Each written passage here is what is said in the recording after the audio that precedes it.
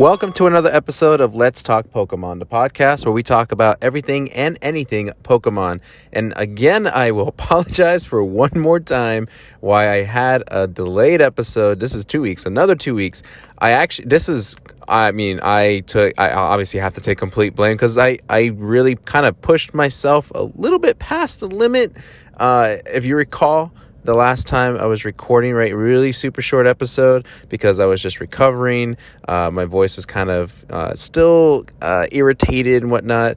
So that's not the only recording I did that week. I do host another podcast, and so we did another recording earlier. So with the two combined, I really strained my voice, and it really hurt to kind of talk for the rest of the week. So unfortunately, I didn't do like a little mini kind of recording, a little mini news update episode, so to kind of add on to my podcast. So that's why I was gone for a while. Luckily, I did take that week off from both podcasts, from this one and the other one, because now my voice is fully recovered. As you can probably tell, that it's so much better. It feels okay to talk, and there's nothing stabbing my throat. So this is a much better position that I want to be in when I record, not the I'm just trying to make it through this one sentence and take a deep breath so that way I can try to get through it all over again.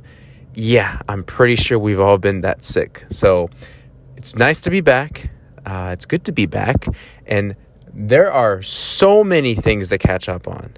And unfortunately, I just don't think it's wise for me to kind of go through an entire list of everything to get caught up. I think it's just, I think what I did this a couple episodes ago, or maybe it was last episode, where I just want to kind of refresh.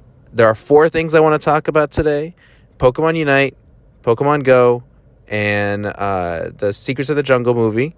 And also the last thing I want to end off on is talking a little bit about Pokemon Celebrations, because hopefully by the time this episode comes out, or the day after, this Pokemon Celebrations weekend, this is it. This is when the products have come out. We get our first wave or first batch of products. We don't get the second one until the 22nd, I believe, the bigger, more expensive products, which I'll bring up later. So it's only appropriate that we talk about it. It's going all over the place, but let's go in the order that I had just said. First, let's talk about Pokemon Unite. So we last I talked about Pokemon Unite, I think it was in preparation of like the second, quote unquote second season, with the big new patch update. There was a battle pass and everything.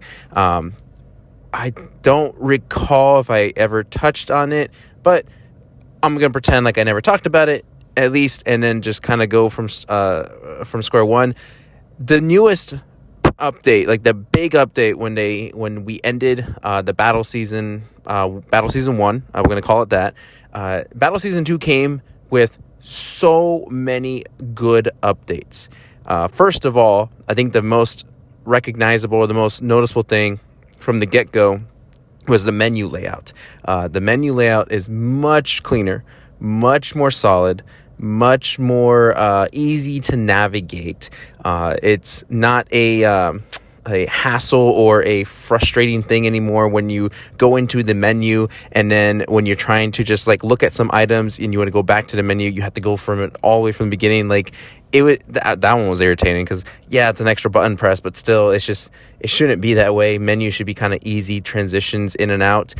So that was very nice. You can kind of see more of the character screen, although what I will say about that, right, because in the center, right, you get to see your player and you get to see your Pokemon. It seems a little off-centered, and maybe I have to take a look at it again, because I've been playing a little bit more on mobile lately, on the mobile phone. It just seems like it's just skewed to the right a little too much, which it should kind of be adjusted to the left. Maybe you guys can correct me if I'm wrong, but I just think that it's just like an OCD thing for me. Like, it doesn't have to do that. Like, it doesn't have to be fixed. But my eyesight's like, that's a little crooked. Push it back over there for a little bit, please. But otherwise, everything so far is great. Then we got the Pokemon mobile release, and like I said, I have been playing a little bit more of that on my phone than at the actual Switch, which I will say this about the mobile: it's it's convenient to play wherever I am, right? If I'm like waiting in line for something, let's say I'm at a theme park, or I'm just waiting in line at a restaurant or something like that. It's just nice to play a quick match, right? And I think that's what it's good for. Quick matches. It's 5 minutes tops. Just get in a match, do what you got to do, and then just get out. Like, that's it. You're done. You can kind of rack up your dailies very quickly, and like what, 20 minutes, if especially, maybe less, definitely less if you win your matches, but 20 minutes tops, you got your dailies covered. And that way you can focus on, maybe want to do ranked matches, or maybe just kind of looking to see what other the missions or the events are, and complete those. So it's nice to have it on the mobile phone. But here's the thing that I don't like about the mobile layout, and I knew this was going to be a thing for me, was the control of it. The button layout is fine. I just don't like that touchscreen, like movement pad, touch pad, whatever they call it, sensor pad. I don't know what the official term is, but you have to use your left thumbstick to move your character, and it feels weird. It doesn't feel natural to me. I overexert, like I overstep like the boundary of it. Like I kind of push a little bit too much to the right or left or whatever, and it doesn't read it anymore. And it's just in times where certain moments are critical, where if you hide in that tree, if you don't get in that tree, the bush, I'm sorry, if you don't get in that bush at that very last second, then that's it, you're gone. Like it does matter to me. And as far as I know, I have not tried controllers, but from what I'm hearing, controller support's not there. So I don't know. I think I have to kind of test that for myself just to be sure. I would have assumed that you could somehow use some controller to do a mobile game. I know some other games allow that. So I'm kind of surprised that Pokemon Unite Mobile doesn't allow that. So you guys can comment down below, or just send me a quick message or comment saying no, it works with my Xbox controller, it works with my PS4 controller, but I'm hearing that it's not. So that's kind of a shame. Hopefully, if that is true, then they fix that in a patch later on, because I think that's just kind of being more consumer friendly. That's how we want to play it. Otherwise, yeah, the mobile layout thing, it's just that joystick, the player movement. That's it. Otherwise, everything else is fine. Like I can see the majority of the map. I can easily press on the attacks that I want to do. Although, what I will say is I don't like that your item button is kind of in the way of where your attack is, because sometimes if you just press it too much, right, you're in the heat of the battle, you're just going to press it just to kind of clear it out, you might accidentally use your item battle. That has happened to me so many times, and me using eject button most of the time, having to wait for that long refresh, like that minute or minute 20 seconds or whatever, to kind of for that cooldown to happen. It's very frustrating. So I think those are the two biggest things I would change, though, is where the item button is, and then adding the controller support, or maybe adjusting how you control the player in a better way. I think those are just my kind of two criticisms of the Pokemon mobile release. Otherwise, it's just fantastic to have it there. It's very, very useful. I'm glad that they released it. And then the other part of the update was the Battle Pass Season 2, which is weird because I thought I was under the assumption that Season 1 overall was going to end, but it doesn't look that way. I guess Season 1 is going to last us all the way through December, maybe, and I guess I have more time to get to Master Rank, which I know I'm not going to be able to do because there's a whole bunch of other games coming out in between now and then. So we have much more time to get to that Master Rank. For those of you that are still trying to achievement, you can still do it. I guess the Battle Pass season is different because now we're on Battle Pass Season 2. And instead of the 90 levels like in Season 1, you now only have 60. However, the outfit for this one, right, because Battle Pass Season 1, we got the Cinderace outfit. The outfit for this one at the end of the whole thing for Season 2 is Gengar in a spacesuit. And I've never wanted a cosmetic more than this Gengar in a spacesuit, especially when you see Ghastly and Haunter in their costumes, like as you level up. Like, it's just so cool, and it's so quirky, and it's so fun, and it's like, yeah, this was a good idea. Like I am not one for cosmetics. I'm gonna probably touch on this a lot more here in just a second, but this one kind of made me like, you know what? I'm kind of glad I'm getting I got I'm getting the battle pass because I want to get this outfit. I think I'm gonna wear it. You know, not every single time, but you know, wear it quite often just for the fun of it. It looks cool. Now, as far as cosmetics go, right? So that was Battle Pass Season 2. It's great. Like it so far. I'm curious why the shorter battle pass. Maybe they're trying to find a right length of the battle pass, right? Because the first one we had 90, this one we had 60. So you know, maybe they're trying to decide which one's better, which one's more, which one's not going to feel like such a grind, but also not feel so short that it's accomplished so fast. So fast that it's not going to, you know, satisfy those that like play the game constantly. So that could be the reason for why, for like kind of the switch there. Now, going back to cosmetics though, they released just recently the Alolan Ninetales cosmetic, which I didn't know until then that there were separate ranks for cosmetic items, rare, legendary, whatever. And this one happens to be like the most rare category of them all. Now, I will say this, the cosmetic is awesome. Like the cosmetic itself and the little features that you get, like the scoring attack visual, what is it? I think you like the fending visual or whatever. Like all these other things look awesome to it. And if I had the ability to, I would probably purchase it because this is the first cosmetic that you have to purchase. Right, this isn't something you get in the little loot crate thing in there, or something you get through the battle passes. It's something that you have to purchase separately. However, the price tag for it is $40. It's 2,499 gems, which you would think, oh, 2,499, that's $24.99, that's $25. No, it's like double the rate there. So to get $24.99 gems, you actually have to purchase like $38 or $40 worth of those gems. You can't even use AOS tickets. You can't use any other sort of currency that this game has. It is literally just buying those gems and then using those gems to purchase the cosmetic. But $40 is a ridiculous price to ask for a cosmetic item. That is absurd. And I know people are comparing it. It's like, oh, it's like a whole game. To be fair, I mean, a whole game nowadays is like $50-$60. So it's technically not a whole game. I don't think that's like the right argument to use. I'm not saying it's a wrong argument. I'm just saying like $40 to justify a $40 cosmetic. What am I keeping from that?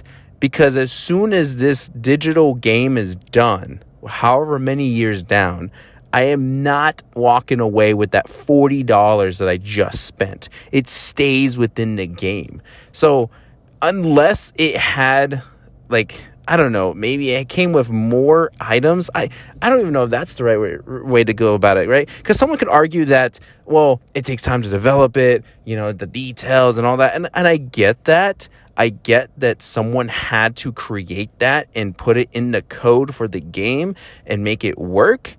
But how do I know that $40 is going towards that? Like, how much of that $40 is going towards that developer that created it? Or is it all completely profit? Is it all going to the CEO? Is it all going to another category that's not even related to the game?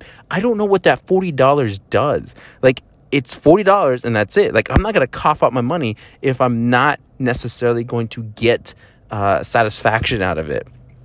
Like, you know, you could also say, well, I don't buy anything else in this game. It's free to play. So, you know, $40 is not that bad. I'm not going to tell you, you know, don't think that, you know, I obviously don't have any power over you or your decision. You know, you spend your $40, however you want to spend your $40. I just need, I guess, to say that if once we have that mentality, oh, I'm going to just pay $40 because I don't pay for anything else in here, then they're still going to think that that's okay. It's like, oh, well, the majority of players are going to probably buy this because they don't buy anything else. It's $40 now for this, but how do you know you're not going to see something later down the line that's also another $40, and then you're going to be like, oh, I want to get that. Now you spent $80 on a free-to-play game, and it's all just digital. You have nothing to really show for it physically. It's not like you can carry around and just be like, hey, look at this cool thing I have. No, it's all in the game. So I just want to be careful with that. Like, oh, if I don't pay anything else, then $40 is no problem. I was thinking like, okay, what if they did Blastoise? Like, what if Blastoise had a cosmetic?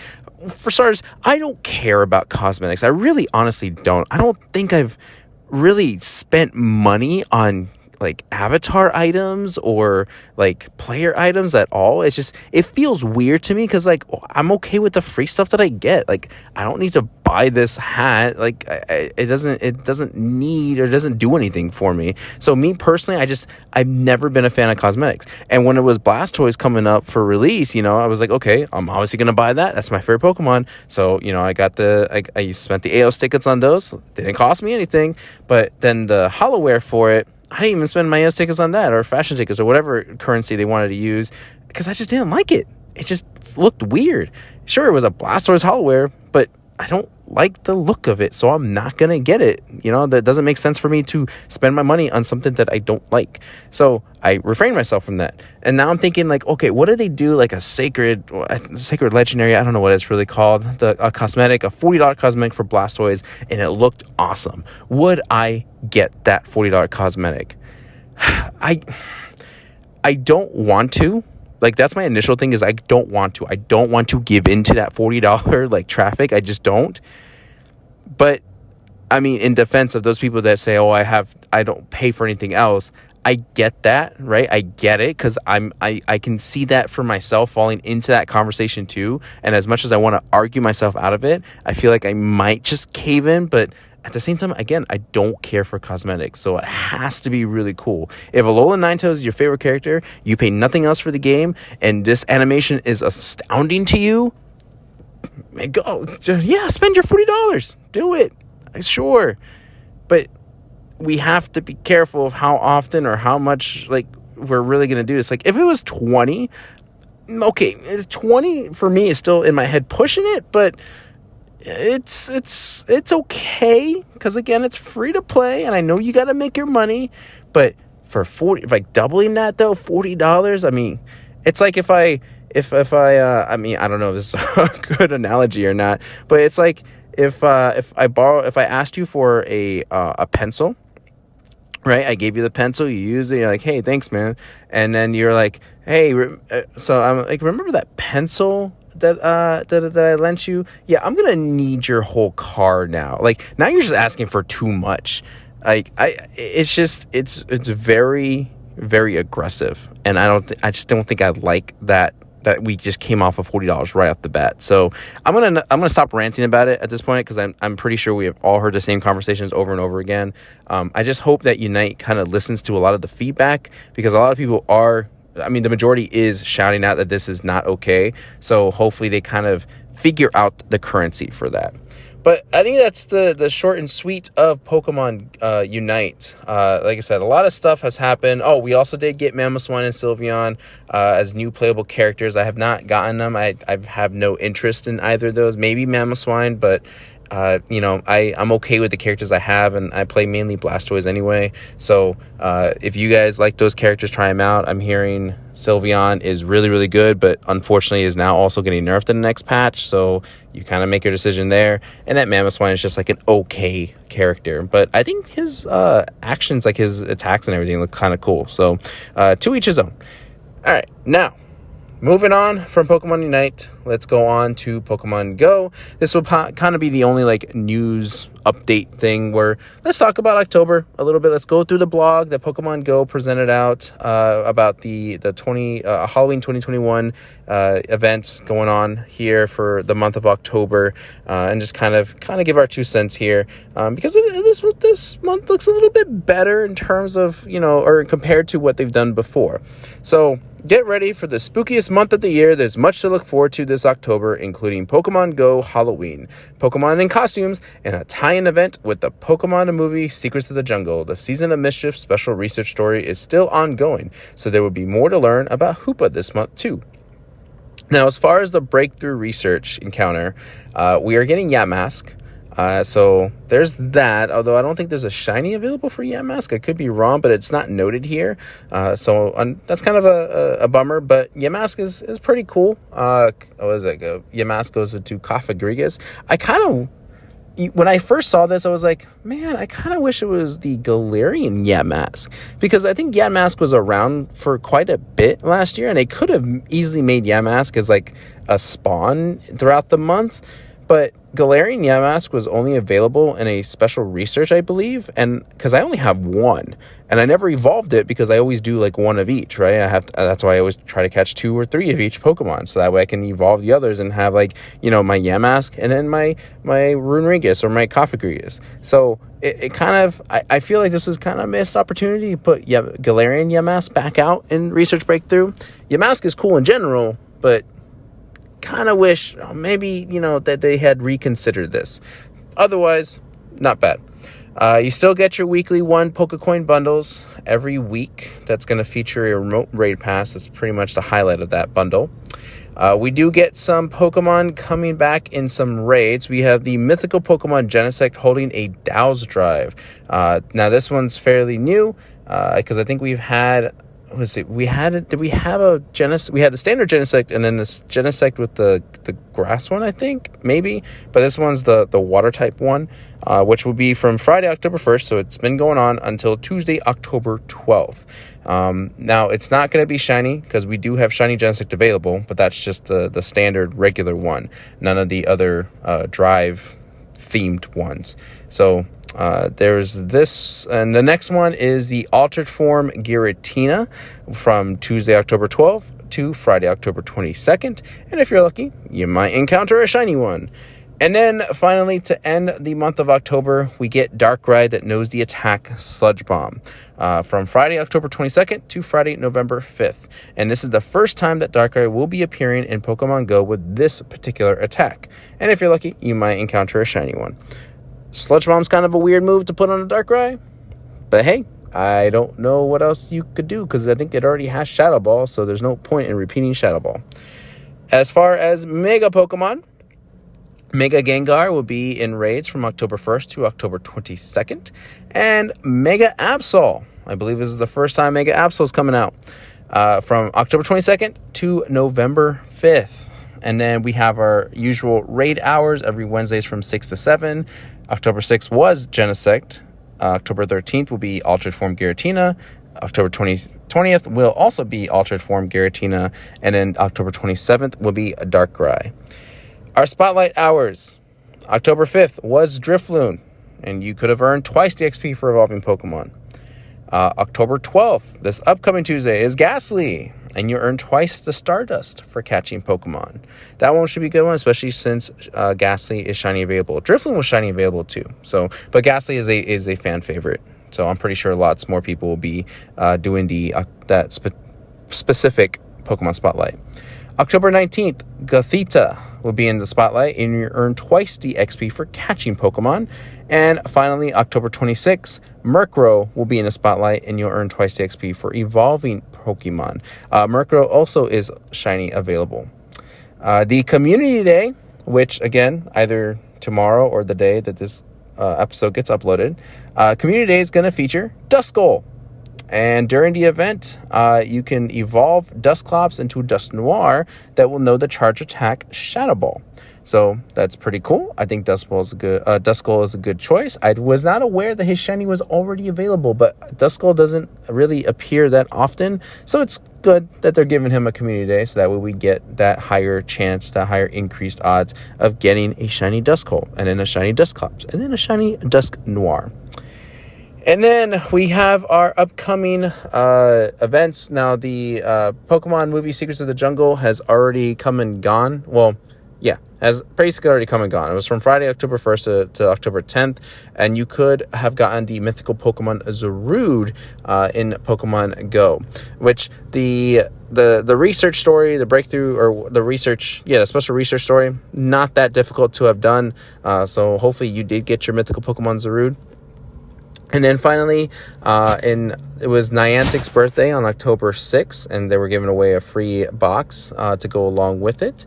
And we also have Pokemon Go Halloween returning from Friday, October 15th to Sunday, October 31st. Costume Pokemon will return for the annual spooky event. Look forward to costume Pokemon appearing in the wild and new Halloween-themed special research story. Details have not come out for that just yet. But that pretty much is it for Pokemon Go in the month of October. So pretty neat. I think this one's a little bit better in the sense that there's more Halloween themed, I guess you could say, Pokemon in this event, like Drifloon, Ghastly, Murkrow, Darkrai, Mega Gengar's in here. I don't know how Mega Absol works, but I can kind of sort of see it. So, they definitely did better. I think in the past years, the Halloween theme has only kind of was followed during like the last week of October, and it's good that they kind of finally made it the entire month. All right, now transitioning from that, since we did mention that the Secrets of the Jungle movie was released in the U.S., well, in most countries now, I think at this point, Pokemon the movie Secrets of the Jungle was released on Netflix. So technically today, again, the day that I'm recording this, and we actually got to watch it. Me and my kids got to watch the movie together, and I have some thoughts.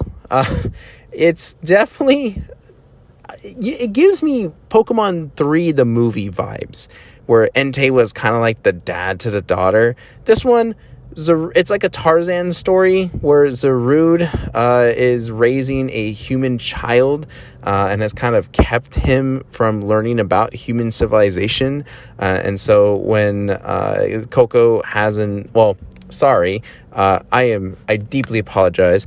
Let me just kind of, because I think we can kind of got that from the trailer. So before I go any further, I am going to go into probably a little bit of spoilers. I'm not going to go through the entire movie, but just I'm going to reveal certain details. So just be warned, if you do not want to be spoiled for the movie, you might want to kind of skip this segment maybe in 5 or 10 minutes and come back later to this point, or maybe watch the movie and then come back and listen to this.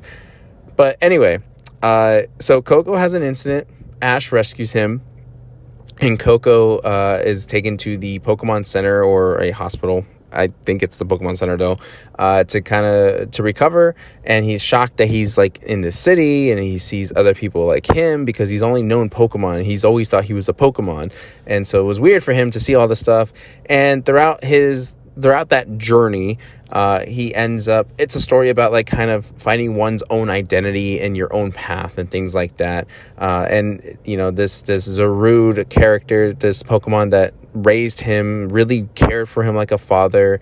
And it's got its heartwarming moments, but it is such a more human story than a Pokemon story. And I think that's what threw me off, is that the majority of this movie focused on the human characters and, what was Coco going to do? Why were these scientists after this particular tree? Like there was a lot of parts to this that focused on the humans, and we didn't really get a whole lot of Pokemon battling, even though Zarude was a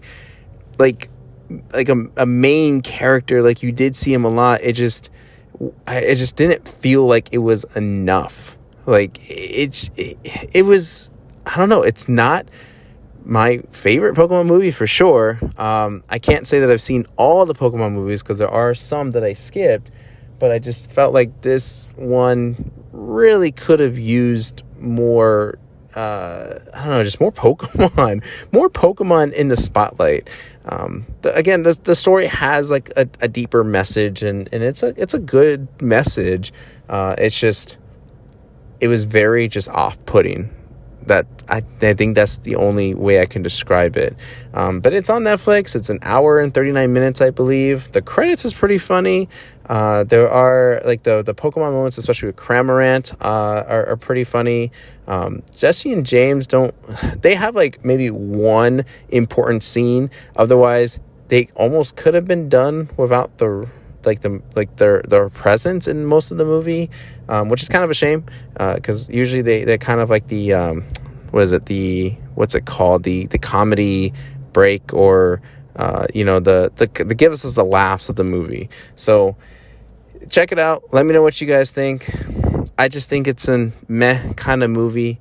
I think my favorite Pokemon movie, I have to, well, I think we need to exclude the first movie because that just wouldn't be fair. I mean, that just has a whole lot of nostalgia in there for me.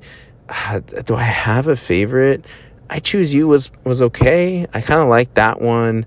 I kind of go back to thinking about Pokemon 2000, the movie, but again, that could just be nostalgia. I wasn't a fan of the Volcanion one. Like, it was cool to see all the Mega Pokemon, but like, otherwise, I don't know. I don't know if there's been like a superb, outstanding Pokemon movie. They've all just been kind of okay or meh. So I would like to hear your guys' reviews on the Pokemon movies. Let me know what you guys think. All right, now, finally, to end the episode, let's talk about Pokemon Celebrations, because it's this weekend. You got your products. You got your Pikachu V Union collection. There's also a Pikachu V Union Premium collection that comes with a playmat. There's also, you got your Lance's Charizard box, your Dark Sylveon box, your Dragapult Prime box, your ETBs, and if you order from the Pokemon Center exclusive ones, they also arrived today as well. I'm trying to think. The mini tins had come out, and I believe that's it, I want to say. Now, I did luckily had the day off today, so I didn't have to go into work, and I went straight to a Target and waited in line for about 45 minutes because there was already a few people in line, because also today was the release of the Switch, go figure. But there was a couple of people waiting in line already for the Pokemon card products, and I luckily was there when they still had their whole stock. So I managed to pick up basically one of each product. I didn't get the ETBs from the store because I knew I was getting the Pokemon Center ones, and I knew I had GameStop reserved ones, like just the standard ones, in case I didn't get the Pokemon Center ones. So I have plenty of ETBs coming in. I'm not worried about the ETBs. But I did manage to pick up, Lance's Charizard, Sylveon, the Pikachu V Union, the mini tins. I got 2 mini tins, and I'm trying to think what was the other. Oh, and then I opened one of the Pokemon Center exclusive ETBs that I ordered. I ordered 2 because I wanted to have one sealed in case I decided I wanted to do a sealed collection of this set. But the packaging is really nice, by the way, for the booster packs for this set. It's really, really nice. Now, there's technically 2 sets within. There's the actual Celebration set, and then there's what I think they call it the classic set, where those are the reprints of all the original arts of like base set stuff, or the prime stuff, or the level C stuff, the best of the best, so to speak. And then the regular set has like the cards that I think you can currently play in standard tournaments, in legal tournaments. So they have, they're reminiscent of like older cards, but they have, just like what Generations did, I believe, or I think it was Generations. Yeah, what Generations did was they kind of modified the cards so that way it would fit in today's standard. Collecting that particular set, the 25 cards, is very easy to do. I mean, you get a lot of those repeats over and over again. The hardest one to get, the only one that I didn't get out of that 25 subset, was Shiny Mew. I did not, unfortunately, get the Shiny Mew secret rare card. But I have a couple more products, so hopefully I still have higher hopes on those. The other set, I've only gotten a fraction of them. Barely a fraction of them. That one's a little bit harder to get. Those cards are a little bit more rare, so when you look for the singles on those online, you'll probably see that those prices are a little bit higher than what you want to comfortably pay for. Out of the base set stuff, right, because they did reprint the base set Blastoise, Venusaur, and Charizard. Of course, I really wanted Blastoise. Unfortunately, I did not get any Blastoise. I got 3 Venusaurs. I got 3 base set Venusaur. It was awesome the first time. It was cool the second time. The third time, it's like, okay, what are you trying to do here? Like, you do not want me to buy any more of these packs? Because if I keep pulling Venusaur, I'm not going to like where the direction I'm going to feel about this.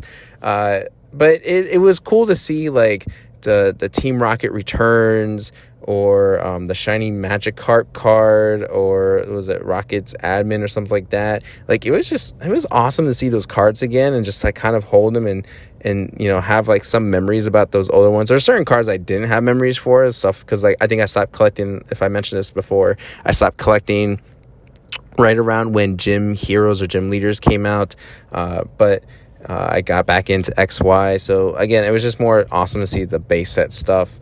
So the packaging is really cool. The box designs are really good. I love that they kept with the 25th anniversary kind of background where it's like all the starters as like imprints or etched along the entirety of the background.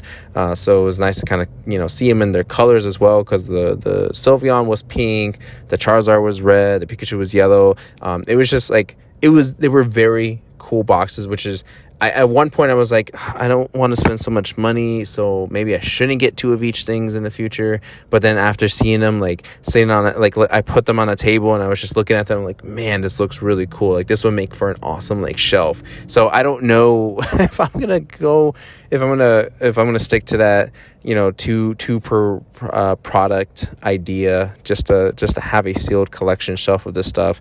But they're really awesome. Like they're really eye pleasing, and when you see one, you're just like, I just have to get it. So it was a lot of fun opening them. I opened tons. Like I said, I almost completed the 25 card subset. It's just Shiny Mew is really hard to get. I believe the base set stuff is hard to get, like the Blastoise and the Charizard. So otherwise, don't pay scalper prices for these. When I went to another Target, it was like later in the afternoon, they still had so many pin collection boxes. The Zacian pin collection boxes, they still have so many of those. There were still a few Pikachu V Union boxes left. So this, besides there are reports that there are delays for certain retailers, sure. It does seem like they're printing a lot of these. So please don't pay absurd, ridiculous scalper prices. Like if you're going to pay a scalper price, $5 more. Just only pay $5 more, right? Dragon Ball Prime, $15. Don't pay a stupid $30 or $40 price tag on it. That is ridiculous. That is unnecessary. Like $20, sure, maybe. That's still to me, but it's a $15 product. The Charizard and the Sylveon are $20 each. The pin collection actually is also $20.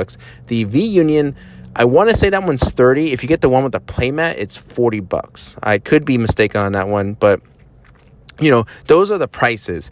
Don't go beyond those prices, please. Don't give into those scalpers, because then they're just going to feed off of it and end up buying more and more product off the shelf. If they are sitting on product and they know they can't get rid of it, then there is no need for them to go and buy more. Otherwise, they're just going to sit on it forever, and eventually they're going to have to make a loss out of it. So let's just not wait till that last moment. Let's just make sure that we just go to the stores and get our product as is. Make sure you go on notifications for certain Twitter accounts that will update you on when certain product goes live. They are awesome collections, but don't have that fear of missing out just because you didn't get it on day 1 or day 2 or whatever. This is going to be around for a little while. You're good to get them whenever you see them pop in the store. Whenever you go in, you're like, oh, cool, I want to collect that pin collection box. Just grab it and just open up your product. Now, if you're trying just to get the singles because you want to complete the set, it looks like on TCG Player at least that the 25 card set, you can get some of those, like a lot of those singles for like dirt cheap. Like we're talking cents, like pennies or even 20 cents or something like that. So if you're looking for maybe that Ho-Oh or that Kyogre or whatever, just look in TCG Player and just get the ones that you want. That one's not gonna be hard. I think the Mew is right now going for $95. I think that's the most expensive card at the moment, the shiny Mew. And I think even the full art Professor Oak research, Professor's research Professor Oak card, I want to say is like $25 maybe. That could have fluctuated by the time I'm talking at this point though. But just be careful. And just check your stores first. Call up the GameStops, the Targets. Don't even bother with Walmart. I don't see them ever doing limits anymore. They used to do like the one, but that was like too late at that point. And when I went back to Walmart like today, there was no sign for any limit. So I wouldn't trust Walmart. GameStop, Target, or try Pokemon Center. And they've been kind of restocking their product every once in a while. So, take your chances there. It was very cool to see all the product there. It did feel like a 25th anniversary celebration day. So it was a very fun experience. It was fun waiting in line, talking to the guys about Pokemon and, what their memories were. So, it was a good day. I think, I feel like Pokemon also were like cracking down on stores, making sure they don't break the street date, or at least maybe on Targets and GameStops, because they had the product already for like a day or two, but they were strictly told not to release any of that stuff or put it on the shelf until Friday, October 7th. So I don't know what's the deal with Walmart. Hopefully things get rectified eventually for that. But it was fun. It was a lot of fun opening up the cards and sleeving them and just kind of seeing how cool they are. This set is awesome, and I'm glad they did it. And who knows, maybe 50th anniversary, they'll do it all over again. That'll be neat. I mean, I think that's kind of like a tradition thing at this point. So happy Pokemon Celebrations Day. Hopefully you guys, all the best of luck to you guys finding those products and just kind of getting them at the retail price that you deserve to buy them for, and not the absurd like double or triple the price. So good luck out there. But Celebrations, awesome product, Pokemon company. Keep pumping that out. People will go crazy for this for a little while until we start kind of getting tired of this same old cards over again. Like I said, I had plenty of repeats after opening up all the product that I did. And we still got a few more products coming in, because on October 22nd, we have the premium collection, which I believe is like a $120 package. Then we got the collector's chest, which is $25. And then we had the Pikachu VMAX figure, which is $50. And I think the premium collection is the one that comes with like the gold Charizard and Pikachu. So that one is going to be heavily sought after. So make sure you keep your eyes out for that, especially for pre-orders if any come up. But yeah, that's where the majority of the money is going to be invested in. But still, it'll be a cool thing to collect. Oh, and the tins are awesome too. I like the little tins. I like the fact that, we had the starters, the regional starters for each one. I have the Hoenn and the Kalos. They come with like 2 of the generation booster packs and then 1 regular booster pack. So again, even those are worth it. It's like $8 a piece or something like that. So I'll try to nab one of those too. Maybe get your favorite region for sure. All right. I think that pretty much wraps it up. I've rambled long enough. But of course, before we go, I have to do, again, the Pokedex Trivia. I don't remember if I did one for the last episode. I have to go back and check. So if I repeated this one, I do apologize. But I don't think I have. I know I've done 1 Pokemon of this line. So there's a hint for you. So here we go. The Pokedex Trivia, where I read to you a Pokedex entry from any of the Pokemon games for a mysterious Pokemon that you have to guess for this episode. I will repeat it a couple times. I'll also try to give some hints here and there, give you a bit of a wait time to kind of think of your answer before I reveal who the Pokemon is. So here we go. Here is the Pokedex entry. If it were to utilize every last bit of its power, it could control the minds of every living being in its vicinity. That's very daunting. Wow. Every last bit of its power. If it were to utilize every last bit of its power, it can control the minds of every living being in its vicinity. Why do some Pokemon that sound so menacing and powerful are just like common Pokemon? Like, yeah, you can easily run into this, but you just walk to it and have no fear of it controlling your mind. Anyway, all right, so this Pokemon is a dual type. This has the hidden ability Telepathy, which kind of makes sense based off the reading I just did. It is a 3-stage evolution. So yeah, your basic, your stage 1, stage 2. I'm trying to think. It does also technically have another form to it. It is known, well, this might give it away if you know it off the top of your head. It is known as the 7-spot Pokemon. All right, I think that's enough hints. That's enough time, especially with my little ramble at the beginning there. Lock in your answer.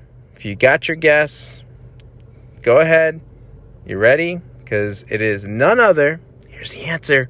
It is none other than number 826, Orbeetle.